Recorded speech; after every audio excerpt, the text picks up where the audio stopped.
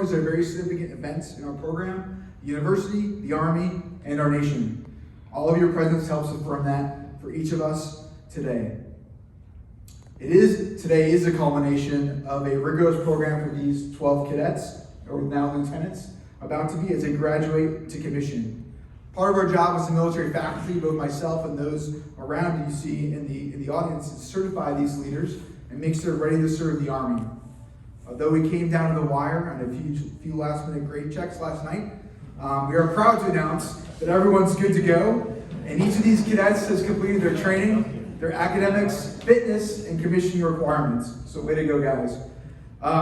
No, we stressed these senior cadets quite a bit this semester, and they did awesome. We're proud of how they did as they led their subordinate class. As this is a super strong senior class, a unique group of seniors, they only had one real non-COVID year before we all closed our doors and went virtual in early 2020 during most of their sophomore year of school. That meant they had to train for summer camp virtually. They also had to live through a constant changing PT standard as we waited and we waited and we waited for this official test of record to become official, I guess, which it finally did. In the end, through all these adversity, they performed amazingly well. We're super proud of them. I'd like to recognize a few of your teammates that are in the audience today, or at least watching today, that won't commission today, but will commission this summer or later on in the year. But we're truly a part of your cohort and team. Green to Go cadets Badarai and Kiru, end of camp commissionees Guzman, Robley, and Wang, and finally our December grads, Cadet Fuller, Ishikawa, Macias, and Noel. We'll be excited to commission you in the coming weeks and months. To your friends and family that are out front here watching today, you should be proud of these second lieutenants. Thanks for supporting them along their journey to this date, and for supporting their service to their country. You remain an important part of their future as you each join the extended Army family. Okay, enough for me. I'm excited to welcome and introduce our guest speaker today. Brigadier General Michael Pearl is the Assistant Adjutant General for the Nevada Joint Force Headquarters, or Nevada National Guard. He has a distinguished career that started as an active duty officer and then transitioned over to become a National Guard soldier, both as an armor officer and maybe as a signal leader for just a little bit. Deployments to Afghanistan and Korea were part of his assignments, but the most important assignment I think he had, he may disagree with me, was assignment right here at the University of San Francisco as an assistant professor in military science. So all you APMSs out there, you got a future as a general officer. It's gonna go well for you. Sir, it's great to have one of our own back. Welcome back to the Dons Battalion. It's especially great to have one of you back as a Dons alum to welcome our newest batch of graduates. So without further ado, sir.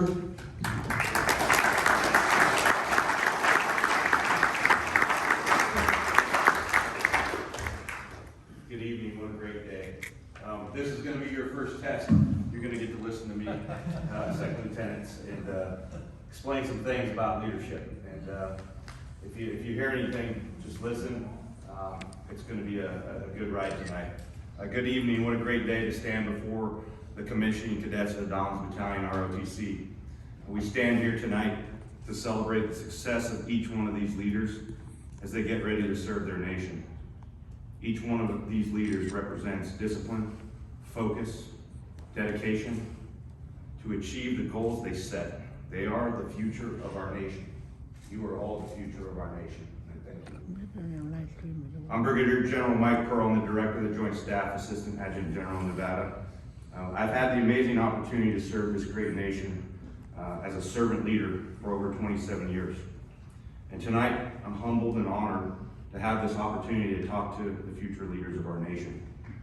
It's a little nostalgic coming back to the University of San Francisco, where I spent 2002 to 2005 teaching. Just a couple key notes there. It's a little, like I said, it's a little nostalgic. My son was born here, and he's getting ready to graduate too from high school. And a lot of the former cadets, and it makes you feel a little old sometimes. The cadets we commissioned in 2005, most of those cadets are senior majors and lieutenant colonels in the United States Army right now. So it's a great program, producing great officers. It's always an honor to return back to the program that I was able to spend 3 years teaching as an APMS. What a great program. USF ROTC is known for developing some of the finest officers in the U.S. Army. The University of San Francisco is a great learning institution, one of the best in the nation. I'm proud to be here today after so many years. I'd like to give some special thanks to the USF faculty and professors. Father, thank you for being here. It's always an honor. I want to thank Lieutenant Colonel Elliott and the Don's Battalion cadre.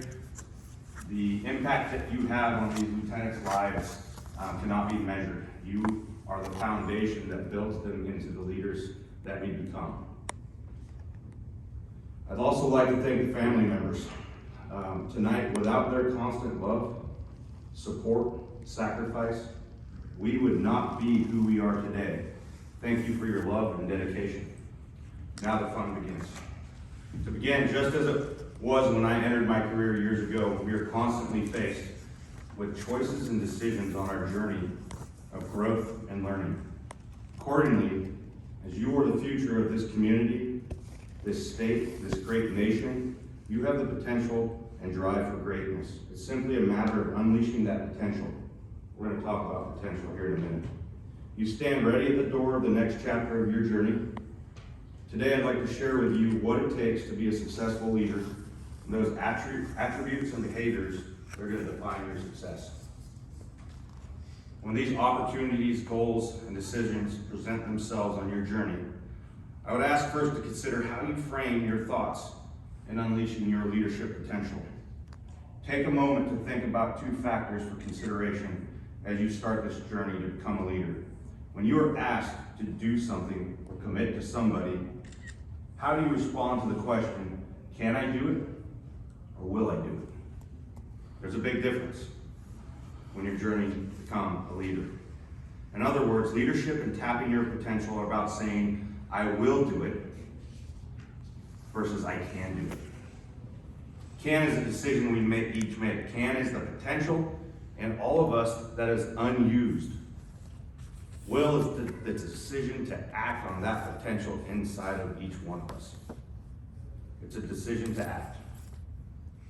Becoming a leader embraces the will aspect coupled with acting on your untapped potential. The statement embraces what I said earlier about my role as a servant leader. Hence, what is servant leadership? We're going to take a moment to talk about that. And Father, you had mentioned that earlier, and it resonates with me.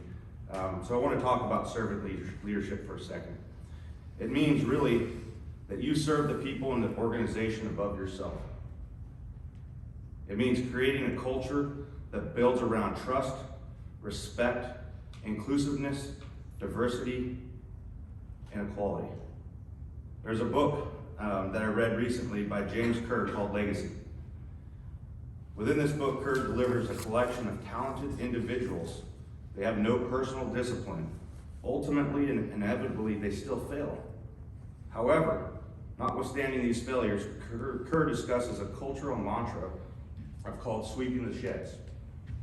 And the idiom emphasizes upon a tradition that says, no individual is bigger than the team and its ancestors. Kerr goes on to state, never be too big to do the small things that need to be done. These quotes present a definition about the behaviors and attributes of a servant leader. On that note, one's character will always triumph over talent. Moving beyond his book, my own experience as a servant leader, I ask you to remember always to be courageous. We're going to talk a lot tonight about courageous and being courageous. And you really want to be courageous so that others feel inspired. There's this concept of shared responsibility when you're a servant leader. Shared responsibility means shared ownership. A sense of inclusion means individuals are more willing to give themselves to a common cause. A leader creates a culture where individuals give themselves willingly to a common cause. In short, again, I ask you to ask yourself how we can be more courageous. What do you believe in, and what will you do? What is the moment asking of me? This is where courage is born. Understand these questions are meant to challenge your core self. This is where courage is born, for an antidote to regret is courage. Moving on, allow me to highlight upon our culture. Our culture is found in the people who we serve, their behaviors, their attributes, and the attitudes that we bring every single day. Leaders create and foster a winning culture rooted in service. With that said, service is rooted in servant leadership. And I'd like to reflect a little bit. I wrote this a few years ago when I was thinking about leadership. And I'll just share it with you. It's called Why We Serve. The foundation begins with our oath. I will support and defend the Constitution of the United States against all enemies, foreign and domestic. We serve our country. We defend and protect our freedoms. We serve to preserve values. We serve to build partners and allies. We are professionals committed to a higher calling. We are warriors, dedicated and trained to close with and destroy our adversaries on the battlefield. We are fathers, mothers, sons, daughters. We value family. We are friends and neighbors. We serve because tradition, those that came before us and sacrificed. We serve to develop future leaders. We serve to ensure our communities are safe. We serve because we believe in a culture of winning. We serve because service is an honorable profession. We choose to serve our country and our community. We serve to preserve choice. We serve with conviction, compassion, and kindness. With all that said, I wish to share a personal story, one which inspired me to serve. And I only share this with you as an example. My grandfather served during World War II as a gunner on a B-24 Liberator. He was shot down and killed over Austria on a bombing mission. I have his letter from the Secretary of the Army to my grandmother that hangs on my wall. I think of him often and his service every single day. I look at that letter. Even though I had never met him, he inspired me when things got tough. He defined service to this country. To this day, when things get tough, I look at that picture and I think, even on my worst day, it's not going to be as bad as his worst day. So it's just something I share with you. And each of us have our own stories. My father served for over 20 years in the United States Navy and in Vietnam. He inspired me to serve my country. My mother also served in the United States Navy and inspired me to serve. I share these small stories with you today because these are important to me. They serve as a constant reminder of our history and the commitments I have made. In summation, it's about legacy of family, service, and leadership committed to defending our country. These are the reasons that I serve. Each one of you has your own reasons for service. And this brings value and strength to our organization and our communities. Service is one of the most important aspects of becoming an effective leader. Servant leadership is the culture that we foster and that we need to constantly work towards. What makes a difference in becoming an effective leader is saying I will versus I can. Embrace the value of becoming that servant leader.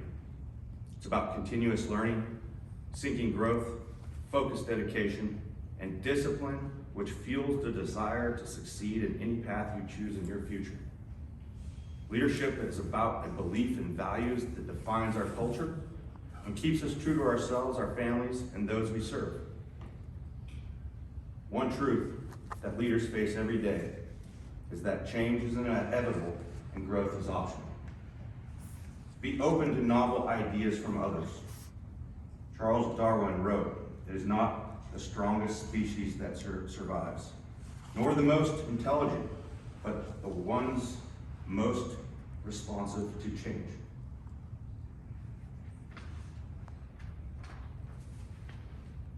This last week, I had an opportunity to go to the leadership course in Harvard. And this morning I rewrote some comments I'd like to share with you today.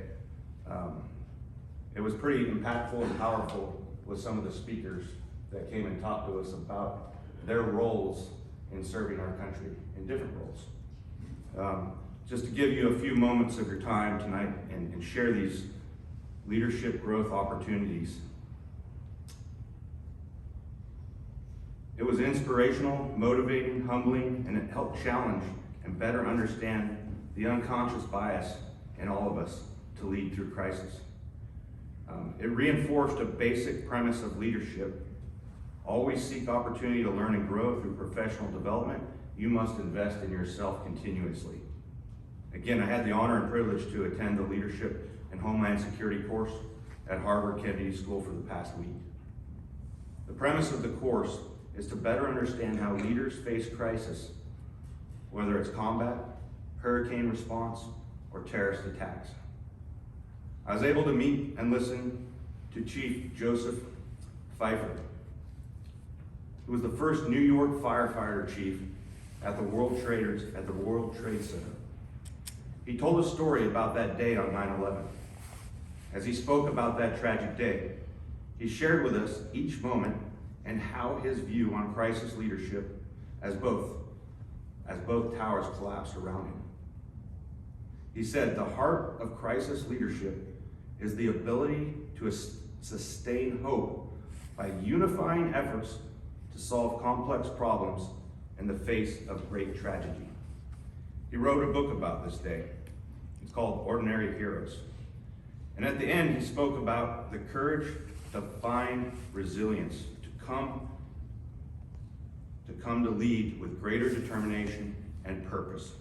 He said he came to realize that the courage of ordinary heroes is in each one of us. We have the power to make a difference by doing ordinary things in life's most challenging times. Each of us, sooner or later, will be presented with a moment to be an ordinary hero. Powerful words from Chief Joseph Pfeiffer, an ordinary hero. I got to have lunch with him and listen to him and speak to him. He wrote this next statement on the top of the new One World Trade Center when it was built.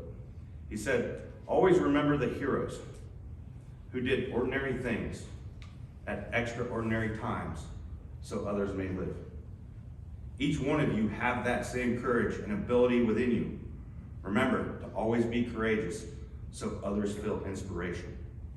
As I reflected over the last week, from the 15 new lieutenants at the University of Nevada, Reno, to spending a week with the senior leaders from across all over our country and our partners and allies, and the accomplishments of this courageous, talented group of soon-to-be new lieutenants, it brings a sense of hope that our country is truly remarkable.